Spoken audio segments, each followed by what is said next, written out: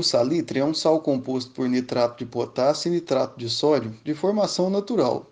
Existem várias minas de salitre pelo mundo, mas a região conhecida por ter a maior abundância de salitre no mundo é o deserto de Atacama, localizado entre o Chile e o Peru. A maioria do salitre do mundo era minerado e exportado dessa região.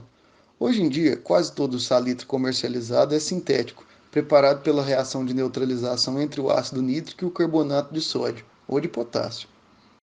Como fertilizante, ele é muito importante porque fornece o nitrogênio na forma de nitrato para as plantas. Esse nitrato é reduzido pelo metabolismo das plantas, fazendo parte do DNA e principalmente dos aminoácidos, que vão formar as proteínas vegetais. Então, na agricultura, é muito importante aditivar o solo cultivável com nitrogênio. O termo salitre não diferencia se o nitrato é de sódio ou de potássio, e aí convém conferir no rótulo do produto essa informação.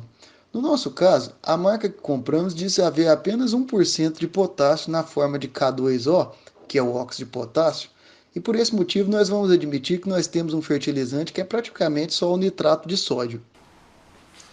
Esse nitrato de sódio não é puro.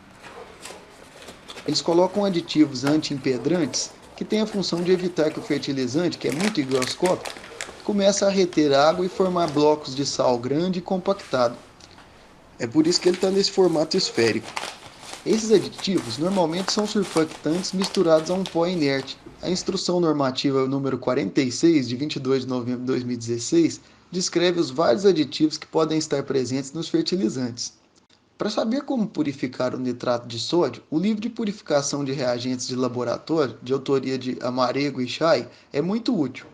O livro sugere a purificação do nitrato de sódio por recristalização, usando a água quente como solvente. Uma segunda opção seria dissolver o nitrato de sódio em água até obter uma solução concentrada e depois adicionar metanol na água para precipitar o sal. Nós vamos usar a primeira opção para não ter que usar metanol nesse procedimento. A sugestão é usar 0,6 ml de água para cada grama de nitrato de sódio.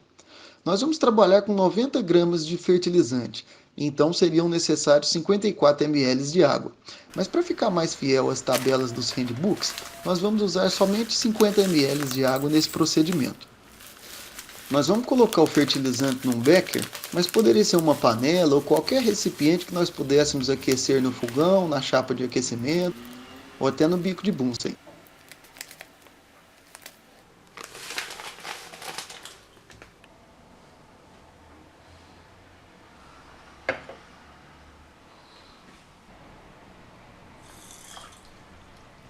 Nós vamos adicionar uma barra de agitação magnética só para facilitar a dissolução do fertilizante nessa quantidade de água. E vamos aquecer sob agitação até a ebulição da solução.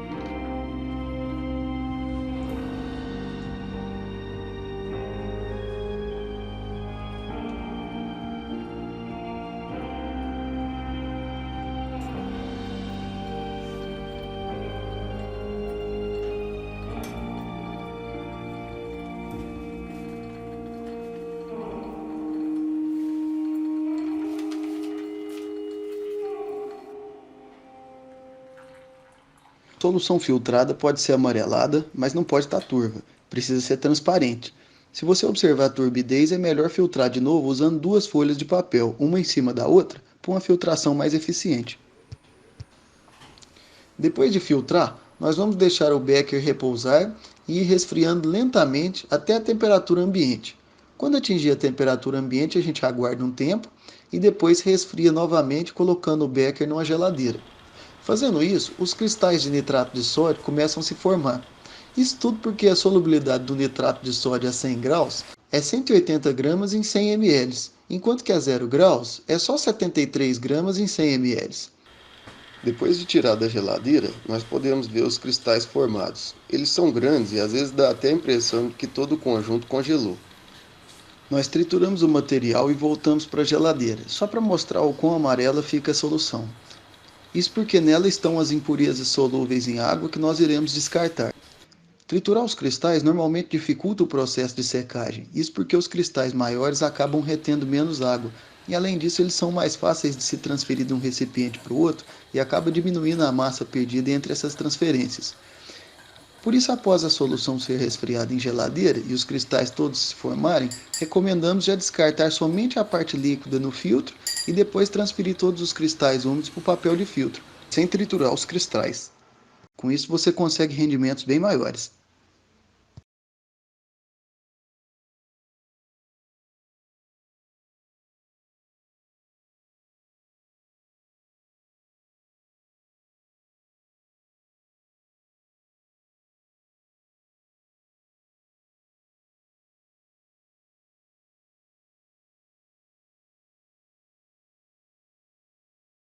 Nós vamos deixar ele em cima de um vidro de relógio e vamos aquecer em estufa a uns 100 graus. O nitrato de sódio é higroscópico, mas não tanto. Você não precisa ter um vidro de relógio ou uma estufa para fazer isso em casa. Basta mesmo aguardar esses cristais secarem bem. É que sem estufa isso pode demorar alguns dias. E aqui nós usamos a estufa só para ter um material bem sequinho e termos a noção da quantidade de nitrato de sódio que conseguiremos obter com esse procedimento que nós estamos mostrando no vídeo.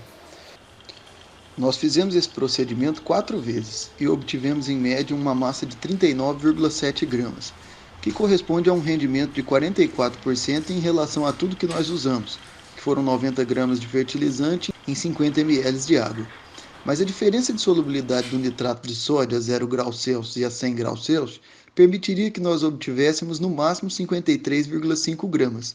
Então, em relação a esse valor, que não dá para mudar, porque é a própria solubilidade desse sal na água, nossos 39,7 gramas obtidos equivalem a um rendimento de 74% em relação a esse máximo, que poderíamos obter com a técnica de recristalização.